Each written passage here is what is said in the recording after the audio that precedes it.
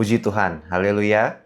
Kita ada karena anugerah Tuhan, kita ada karena kebaikan Tuhan yang begitu luar biasa terjadi dan nyata dalam kehidupan kita. Hari ini kita akan sama-sama kembali belajar kebenaran firman Tuhan yang saya percaya firman Tuhan ini merupakan perisai iman dalam hidup kita dan mampu menguatkan kita dalam menjalani hari-hari kita dan menjadikan kita orang yang tangguh. Resilient, saya tangguh dalam Tuhan. Puji Tuhan, hari ini kita akan sama-sama melihat kebenaran firman Tuhan yang saya beri judul Duka itu Suka, ya. Karena semua orang itu pernah mengalami duka. Tidak ada yang tidak pernah mengalami duka. Semua orang pernah mengalami duka, ya. Ada duka karena keluarga, karena ekonomi, pelayanan, sekolah, dan begitu banyak yang bisa datang dalam kehidupan kita. Yang dimana kadang ini membuat kita lelah, bukan karena masalahnya saja, bukan karena dukanya saja, tetapi karena ada proses di dalamnya. Nah, dan itu membuat kita mulai sebenarnya bertanya. Sebagian besar orang pada akhirnya karena mengalami duka, ada sebagian orang itu bertanya, kenapa Tuhan izinkan duka ini terjadi dalam hidup mereka, dalam hidup saya. Nah, tetapi hari ini kita akan sama-sama lihat bahwa Yesus mengajarkan suatu hal yang penting, yang dimana duka itu bisa menjadi suka. Kita akan sama-sama lihat dulu dalam Yohanes 16 ayat 20, saya bacakan. Aku berkata kepadamu, sesungguhnya kamu akan menangis dan meratap, tetapi dunia akan bergembira. Kamu akan berduka cita, tetapi duka citamu akan berubah menjadi sukacita. Kita harus perhatikan terlebih dahulu bahwa Yesus pada waktu itu sedang berbicara kepada murid-murid sebelum penyalipan, ya. Pada saat itu Yesus tahu ketika Yesus disalibkan, murid-murid akan mengalami duka cita yang mendalam.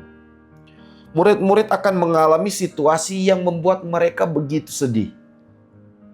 Yang dimana ini berkaitan dengan murid-murid akan kehilangan, ya. Kehilangan Yesus secara fisik. Secara fisik. Nah, hal tersebut mengakibatkan atau menimbulkan rasa takut terhadap murid-murid. Rasa kehilangan terhadap murid-murid. Rasa bingung terhadap murid-murid. Sehingga melihat akan hal itu, Yesus memberikan pesan kepada murid-murid. Dia kasih pesan kepada murid-murid, memang secara manusia, pandangan manusia, ini merupakan hal yang duka cita. Tetapi Yesus berkata bahwa kamu akan berduka cita, tetapi duka citamu akan berubah menjadi sukacita. Artinya apa? Orang percaya memang akan menghadapi duka. Tetapi tetap ada pengharapan di dalam duka itu yang akan membuat pada akhirnya menjadi sukacita. Di tengah duka cita biasanya muncul panah api, ya. Ketika duka itu ada, muncul panah api, sudah menyerah saja, ya. Tuhan tidak peduli lagi dalam hidupmu, percuma kamu berdoa.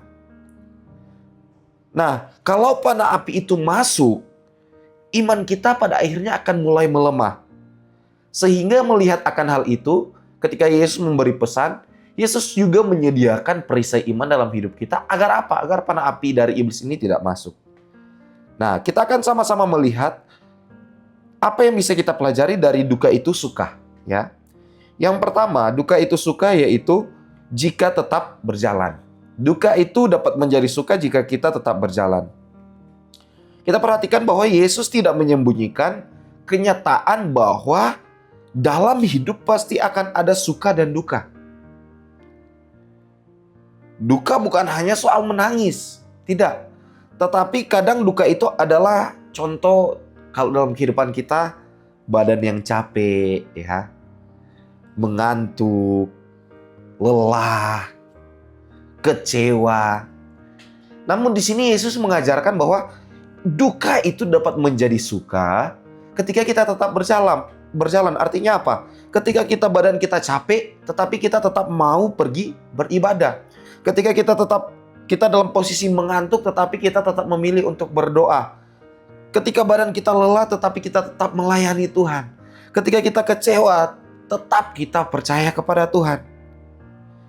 Masalah terbesarnya bukan ketika kita lelah dan mengalami duka, bukan di situ masalahnya.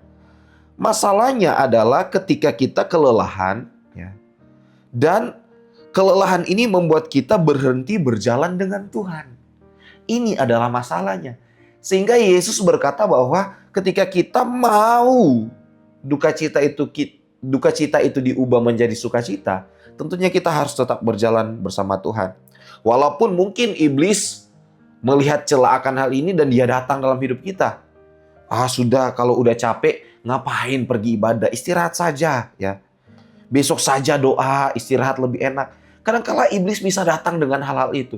Tetapi ketika kita pakai perisai iman dalam hidup kita tidak akan kalah dengan panah api dari si iblis.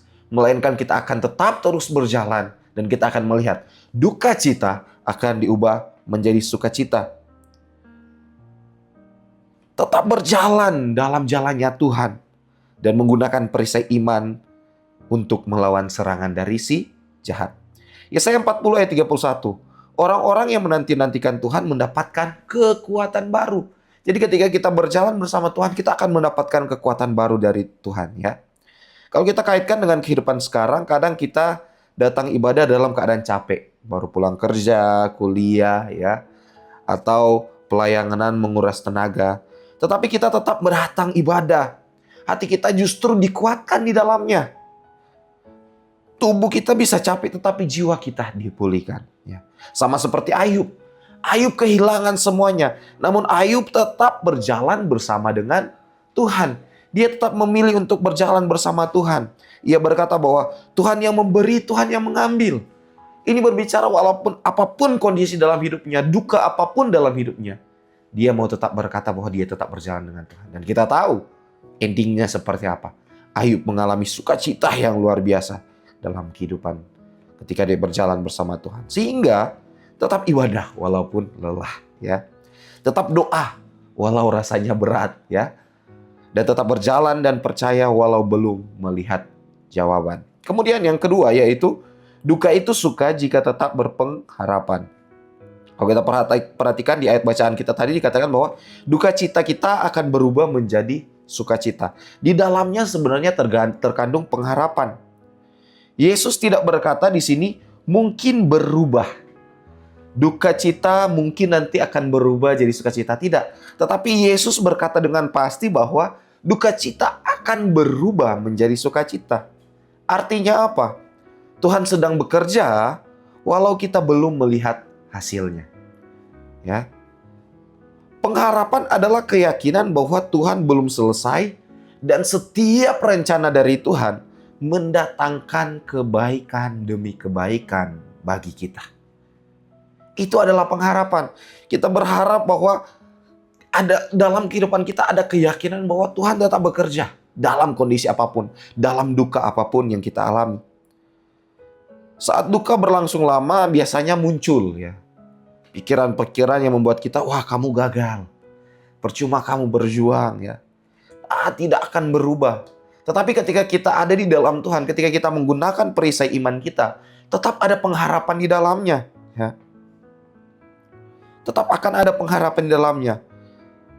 Dan kita akan tetap berkata bahwa kita tetap percaya kepada Tuhan karena Tuhan bekerja dalam hidup kita. Roma 8 ayat 28 dalam terjemahan Sederhana Indonesia.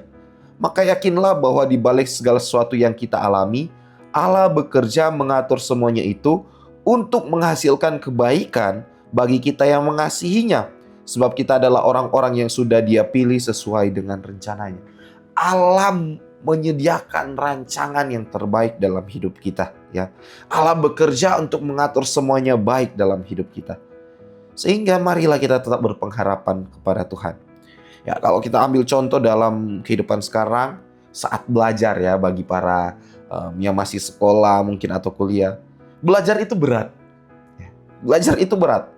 Harus ulang materi, disiplin, kurangnya pegang handphone mungkin, ya.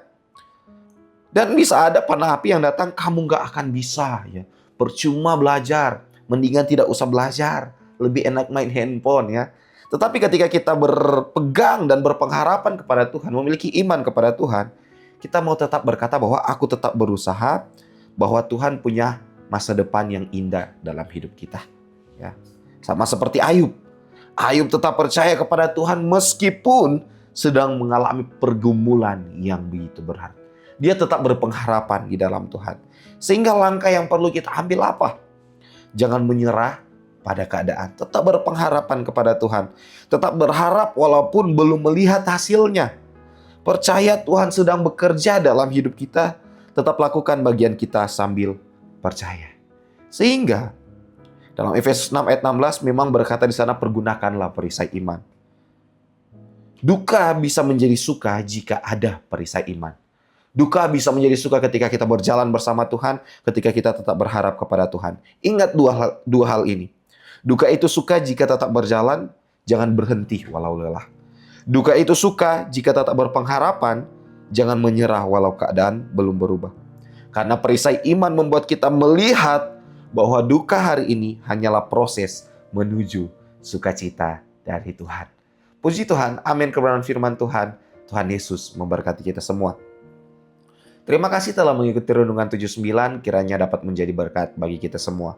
Bapak, Ibu, Saudara-saudari yang ingin didoakan untuk pokok-pokok doa tertentu, atau ingin menceritakan kesaksian baik mujizat kesembuhan, pemulihan masalah keluarga, dan lain-lainnya, dapat disalurkan melalui chat WhatsApp di nomor 0813-2742-0088. Mari kita satu dalam doa. Terima kasih Yesus, terima kasih Tuhan. Kami percaya ketika kami tetap berpegang teguh kepada Engkau, berjalan bersama Engkau, berpengharapan di dalam Engkau Tuhan. Kami percaya duka cita yang kami alami akan diubahkan menjadi sukacita yang luar biasa dalam Engkau Tuhan. Karena kami percaya Engkau menyediakan yang terbaik dan Engkau bekerja dan mendatangkan kebaikan dalam kehidupan kami, Yesus. Terima kasih, Yesus. Terima kasih, Tuhan. Sebab Allah memberikan kepada kami, keluarga GPD El Shaddai Magelang, bukan roh ketakutan, melainkan roh yang membangkitkan kekuatan, kasih, dan ketertiban bagi kami semua, keluarga GPD El Shaddai Magelang. Terima kasih, Yesus. Terima kasih, Tuhan. Kehendak-Mu yang jadi atas kami. Di dalam nama Tuhan Yesus Kristus. Haleluya. Amin.